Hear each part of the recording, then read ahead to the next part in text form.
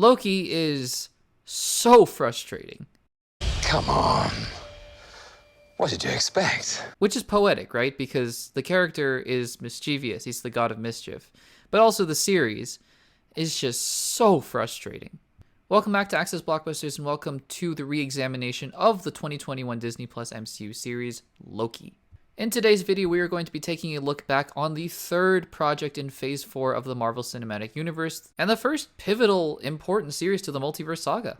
So what did I think of Loki the first time, and how did my opinion change? Well, stay tuned to find out. But first, if you haven't subscribed to the Access Blockbusters YouTube channel, make sure to subscribe, give this video a like, let me know if you're enjoying these rewatch re-examination videos where I take a look back on all of the MCU Phase 4 projects, including the Disney Plus shows, specials, and movies. Give this video a like, comment down below with your thoughts on the video and your thoughts on Loki. And without further ado, let's get into the video. So like I've done with the previous videos, it's going to be split into 3 parts. The first part, I'm going to be talking about the context, what was going on around the time, what I thought going into the first time I saw the show, how I thought about the show the first time, and then what I thought going into the second rewatch. Then in part 2, we'll go through the show, not exactly a play-by-play, but I'll go through most of the main story plot points and talk about things I liked and things I didn't like. And then the third part of the video will be me discussing how my thoughts might have changed or not changed based on the rewatch of the show. Let's talk about Loki. I think all the first batch of Disney Plus shows in 2021, I don't know if I was looking forward to WandaVision more or Loki more, but it was close because Loki, especially that first trailer, looked incredible. The way that the show and the trailer was playing off the devious, mischievous nature of the character was so perfect, and the way that it was tying into Avengers Endgame, all the time travel concepts that it seemed to be introducing, it seemed like the most interesting thing that Disney Plus was doing, obviously aside from WandaVision, but that was interesting for its own reasons. So heading into the show, I was nothing but excited, and the first 2 episodes delivered. The first 2 episodes of Loki are some of the best MCU Disney Plus content I have ever seen. And then, well, I'm not going to say it all went downhill from there, but it was a rocky ride.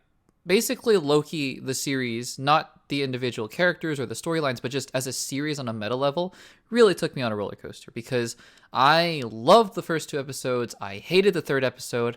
I liked the 4th episode quite a bit. The 5th episode is fine, and I just didn't like the 6th episode at all. So, what does that make Loki? And I guess for the first time, we're going to break with tradition here because I'm actually going to do part 3 right now, and it's going to last about 10 seconds. Are you ready? So instead of doing part 2 where I do my play-by-play and then do part 3 where I talk about how my opinion has changed, we're going to do part 3 right now because I'm going to make it really easy for you. I feel the exact same way about Loki as I did before. This show is wildly inconsistent.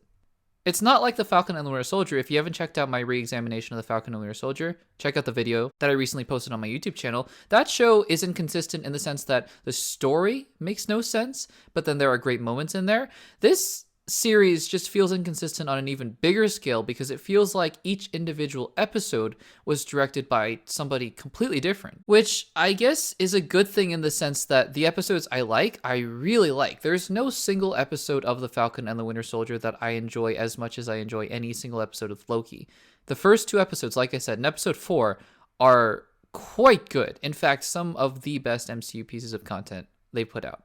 But because I guess they've devoted themselves to this episode by episode model, whatever that was, the episodes that are bad, in my opinion, are bad. And so you get this experience in which you're going up and down, instead of having a series where it's mostly mediocre and then you have some good moments here and then some bad moments there, if that makes sense, like The Falcon and the Winter Soldier. So episode 1 starts out with Loki, obviously, in the Avengers Tower, and then he's getting arrested, and then he's getting arrested by the TVA, and he goes through all this processing. There's some exposition, really interesting exposition, obviously, as he tries to escape the TVA, and then we get to meet Owen Wilson's Mobius, and Mobius is one of the best side characters that Disney Plus has introduced. Love the character of Mobius, love Owen Wilson.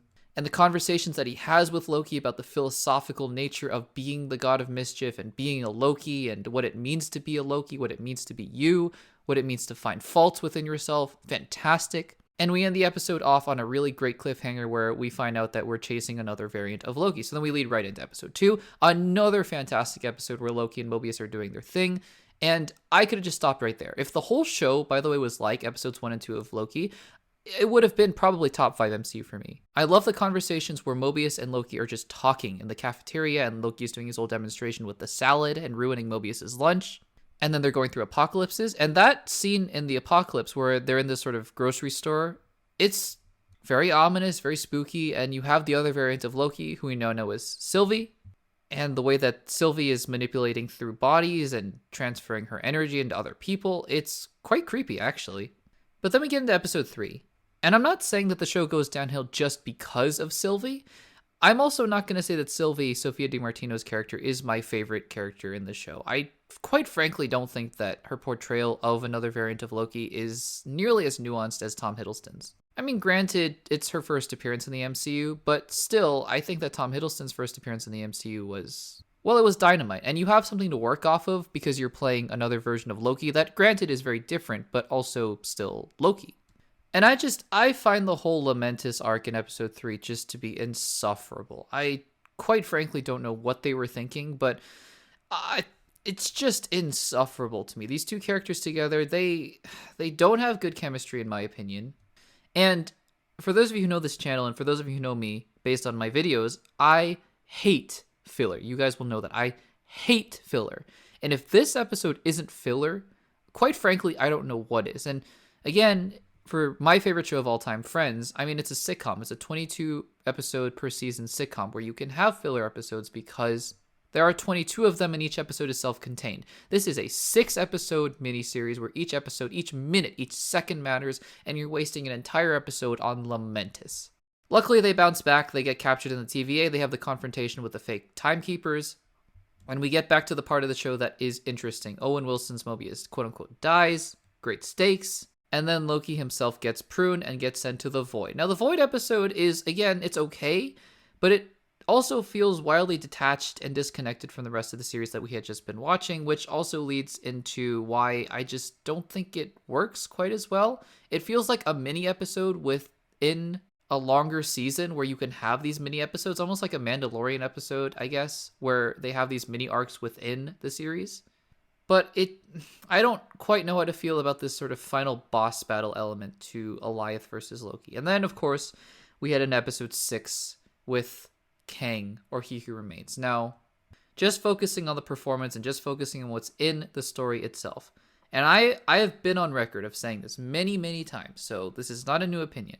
I hate this variant of Loki. And I don't think it's in the same way that I hate John Walker, which I think I'm supposed to. I think that while a lot of people really loved this iteration of He Who Remains of Kang, I could not stand Jonathan Majors' performance as Kang in this episode. I thought it was over the top. I thought it was clownish, and I don't think in a good way. I think there are ways to portray the fact that he is insane and that he's a lunatic and he's been there at the end of time for probably millions of years or however long he's been there. There are ways to do that without having him jump on tables and do whatever he's doing and eat apples, and it just didn't work. And then the emotional stakes of Loki and Sylvie having their kiss is weird, and then the show kind of abruptly ends. One of my biggest complaints about Loki has always been the fact that I feel like they didn't quite resolve their own show. They broke up in the multiverse, that's great. But then what? Well, then what is the MCU happens, right? But the MCU didn't happen after that. Nothing really consequential happened after that. So then it's just setting up season 2, which is fine, but then you gotta conclude your own season. It doesn't make sense to me the way that this show ended. So look, at the end of the day, like I said, my thoughts have basically stayed the same from the first time, and those thoughts are that this show had such potential, just like the Falcon and the Winter Soldier had potential, although I think Falcon and the Winter Soldier didn't tap into that potential as much as Loki did, because, like I say, half of the show is quite phenomenal, actually. But then what happens when the other half is just bad? You end up with a show that's quite hard to rank, honestly, because I don't have any desire to rewatch Loki, since the first 2 episodes I love, but also the first 2 episodes are set up, so then I'm left wanting a show that never really happened. It never fulfilled its promise of this time-bending mystery thriller adventure. I do enjoy the twist at the end of episode 4, where the timekeepers are revealed to be the robots, but then it leads to He Who Remains, who just kind of, I don't know, rambles about time things and has a whole slideshow presentation about all sorts of variants and multiverses and stuff like that. Just didn't really feel satisfying. And I maintained before, in those individual episodes where I reviewed Loki, those individual review episodes, I maintained that I think the more satisfying route to have gone at the end of the Loki series was to have a version of Loki be at the end of time, be on the throne, but that version of Loki was put there by Kang. So you can have both a tease to Kang, like we had a tease to Thanos at the end of the Avengers, while also, I think, having a more satisfying narrative ending to Loki. I think, oddly enough, 3 Lokis would have somehow been the most satisfying ending to this series. But I digress. I'm going into a lot of what ifs now. We won't be talking about what if, by the way, in case you guys were curious. But yeah, I mean, that's Loki. And it's fitting, right? Because as a character, like I said at the beginning, he's incredibly frustrating to a lot of the other characters in the MCU. And to me, the show is just as much frustrating as the character. So those are my quick thoughts on Loki. Let me know what you guys thought about the show in the comments down below. My thoughts might be unpopular because I know that this show is quite beloved, actually, amongst the Disney Plus MCU shows compared to the other ones. At least I know a lot of people have this one as number 1 or number 2, or in the top 3 at least. And that's totally fine, so feel free to disagree with me in the comments down below. Let me know what you guys think. And in the meantime, give this video a like, subscribe to the Access Blockbusters YouTube channel, and let me know what you guys think about the rewatch series and what you think about Loki. Thank you guys so much for watching, and I will see you guys in the next one.